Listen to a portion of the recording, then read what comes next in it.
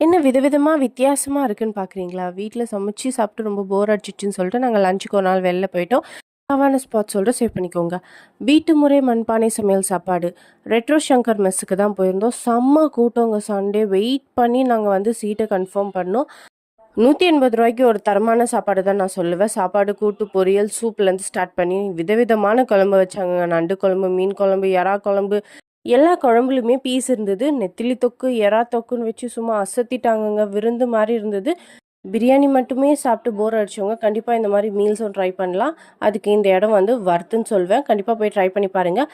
Side டிஷ்ஷுமே டாப்பா இருந்தது. நல்லில ஆரம்பிச்சு லாலிபாப் வரைக்கும் இவங்க கிட்ட இருக்கு. சூப்பரா இருந்தது. Brain fry, chicken pepper fry அந்த மாரி டிஃப்ரெண்ட்டா இருந்தது. நீங்க கண்டிப்பா ட்ரை பண்ணலாம். கடைசியா வந்து வெத்தல பாக்கு, வாழைப்பழம், தேன் மிட்டாயோட இவங்க விருந்த முடிச்சுட்டாங்க. சூப்பரா இருக்கு. அண்ணா நகர்ல ஒரு பெஸ்ட் மீல் ஸ்பாட்னா நான் இத ரெக்கமெண்ட் பண்ணுவேன். ட்ரை பண்ணி பாருங்க.